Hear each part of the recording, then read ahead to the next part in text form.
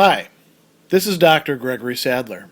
I'm a professor of philosophy and the president and founder of an educational consulting company called Reason.io, where we put philosophy into practice.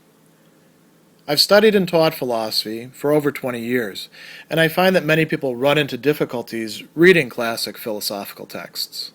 Sometimes it's the way things are said or how the text is structured. But the concepts themselves are not always that complicated, and that's where I come in. To help students and lifelong learners, I've been producing longer lecture videos and posting them to YouTube.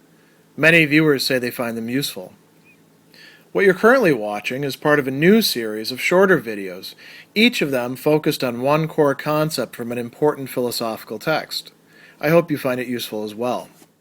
William Clifford is going to begin the second part of his essay, The Ethics of Belief, by raising a question which then he'll deal with, at least in part, and it runs like this. Are we to become universal skeptics, doubting everything until we've personally tested the beliefs that we are to hold? And he's got plenty of examples and verbiage there, which we don't need to necessarily go over. And he's going to say, well, no, there's no practical danger that these consequences would follow from scrupulous care and self-control in the matter of belief. Those men who have most nearly done their duty in this respect have found that certain great principles, those most fitted for the guidance of life, have stood out more and more clearly in proportion to the care and honesty with which they were tested, and have acquired in this way what he's going to call a practical certainty. And what do those include? Well, what we could call moral beliefs about right and wrong, which guide our actions in dealing with human beings and society. Beliefs about physical nature, which guide our actions in dealing with animate and inanimate objects. He says we don't have to have acts of faith in these. We can rely on the fact that other people have indeed figured these things out, and we may have to revise our views on these later, but we can trust those for the time being. There are even cases where we don't have as much evidence, and he says we have to act upon probabilities, even though the evidence is not as such as to justify present belief. Why? Because precisely by such action and observation of its fruits, we get the evidence which may justify future belief. And just as a side note, this is what William James, in his The Will to Believe, where he's taking on Clifford, is going to point out, perhaps not realizing that Clifford already acknowledges that.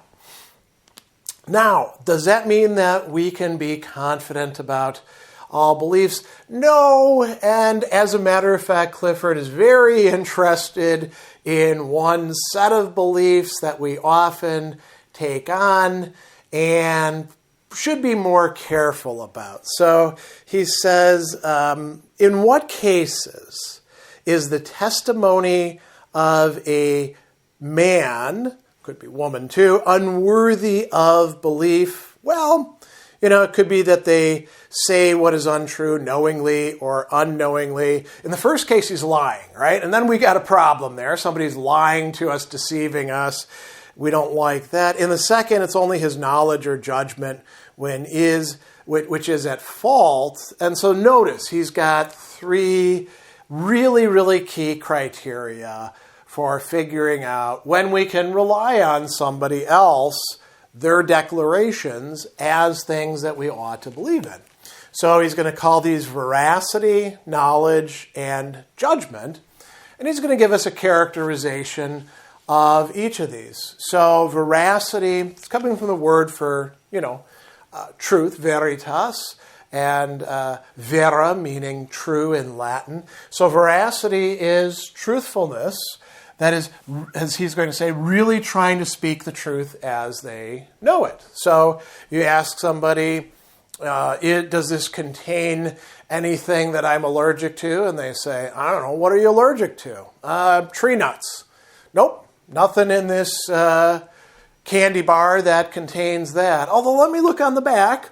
Oh, could be, was made in a factory that includes that. They'll tell you, right? They're not going to say, oh, no, don't worry about it. They know full well that there are nuts in it. Or, was, when you came to a stop at the crosswalk, did you actually stop the car entirely?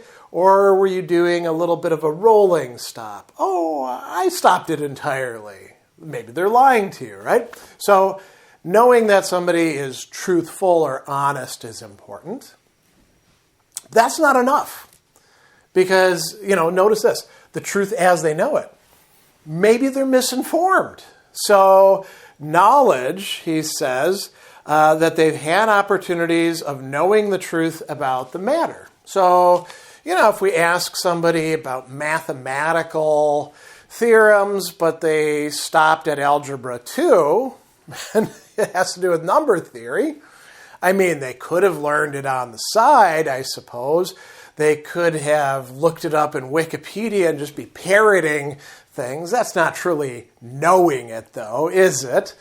Well, maybe they didn't have adequate opportunities to learn something. Or if I ask you about my long-departed parents and, what do you think about my mom and dad? How the hell would you know anything, right? You didn't know them as people. You could look up a few records online, but, they died before the era of the internet really taking off or even existing. In the case of my dad, you're not going to find much, right? So we could have all sorts of cases where somebody lacks the opportunity to know the truth of something.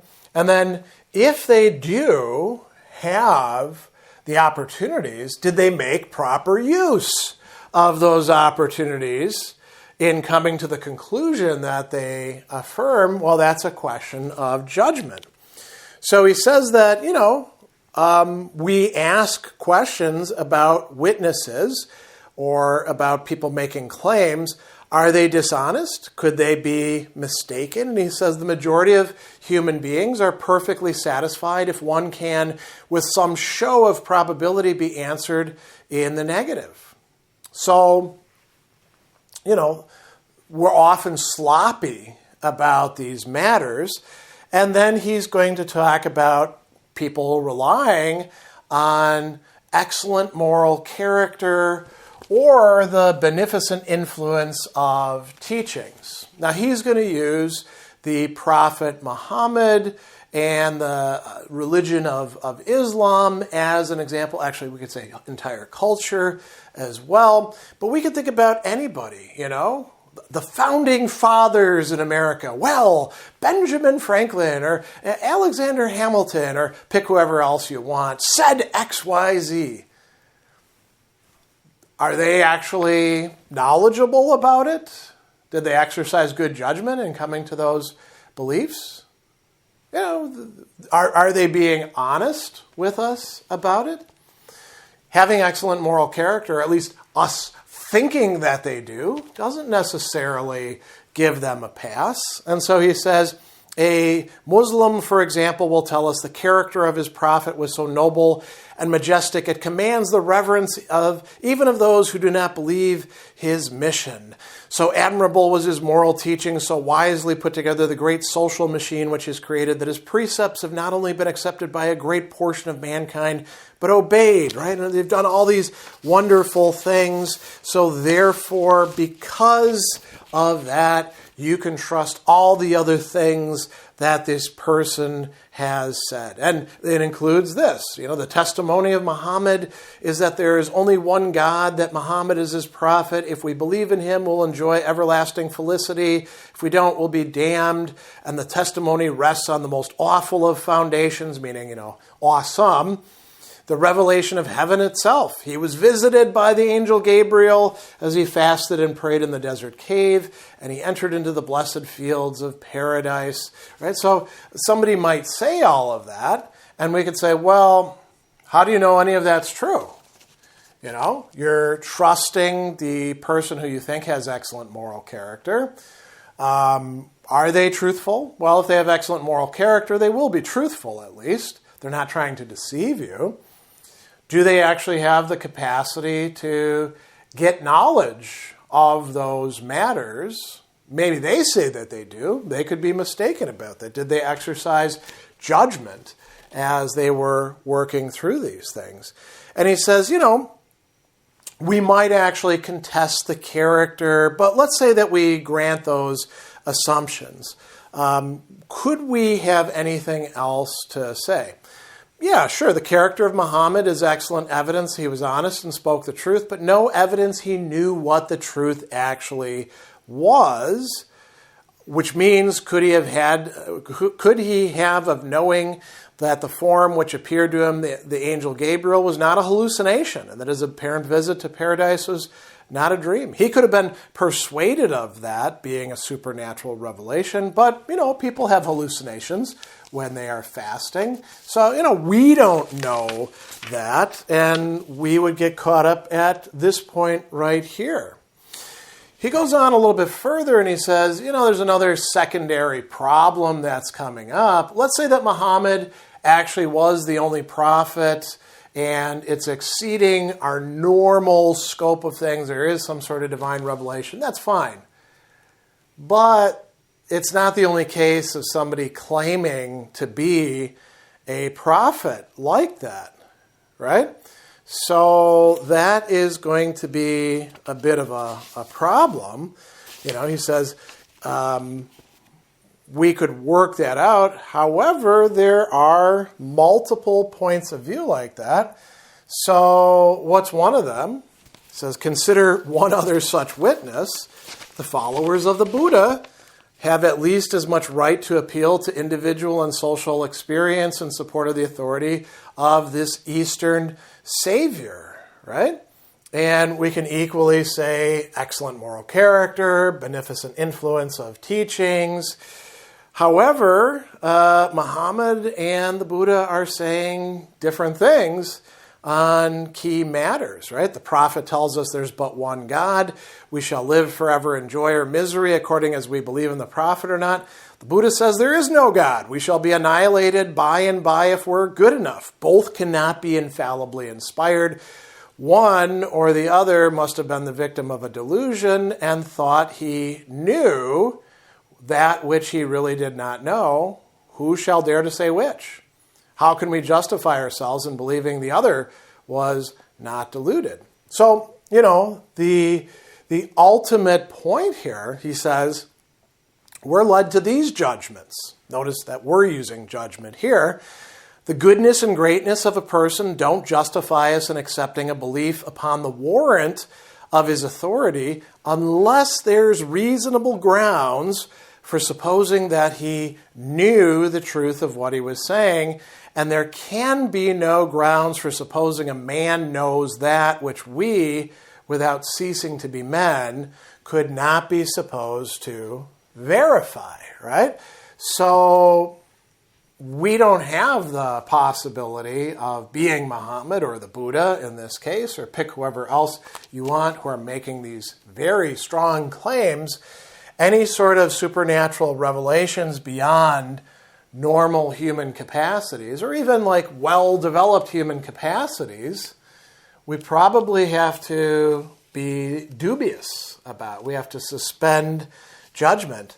But it's not just in those areas. It's not just, natural versus supernatural or something like that.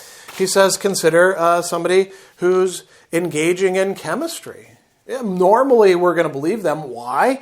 Because we can verify the experiments for ourselves. So if somebody says, you mix these two chemicals together, you get this reaction, here's the amount of this you're mixing with that, you should get another amount and you can measure it. Great. That's wonderful. That's how we figure things out scientifically. What if the chemist says something like, an atom of oxygen has existed unaltered in weight and rate of vibration throughout all time? That's a chemical statement, right? But it's going beyond experimental knowledge. It could be true, but that person has no actual opportunity to learn that, and neither do we, for that matter. And he says, no eminence of character and genius can give a man authority enough to justify us in believing him when he makes statements implying exact or universal knowledge of that sort. He's also got another interesting example. And here we're dealing with things that actually are empirical. So he says an Arctic explorer might tell us in a given latitude and longitude he experienced such and such a degree of cold, the sea was of such a depth, the ice was of such a character. We would be right to believe him in the absence of any stain on his veracity, right? We could even, he says, without ceasing to be human beings, go there and verify their statement. If it can be tested by the witness of his companions and there's adequate ground for supposing he knows the truth of what he's saying. But if an old whaler tells us that the ice is 300 feet thick all the way up to the pole, we're not justified in believing him. Why not? The statement may be capable of verification by human beings, but it isn't by that human being, that guy. How the hell would he know, right? And so we could think of all sorts of things that people do, in fact, make claims about, and we could say, yeah, somebody could learn that. How did you learn that, buddy? Where is this coming from? Are you just imagining it? You could be truthful in the sense that you're going by what you think you know, but maybe you don't actually have the opportunities to know those sorts of matters. So all of this has to do with whether we should be trusting people who are providing us with the propositions that go into our hopper of beliefs. And in some cases, if we actually applied this, we'd have to say, yeah, there's a lot of things I'd like to believe, but I don't actually know to be the case because I don't know if this person actually is truthful, or if they are truthful, that they have knowledge, or if they have knowledge, that they exercised good judgment in acquiring the knowledge that they have.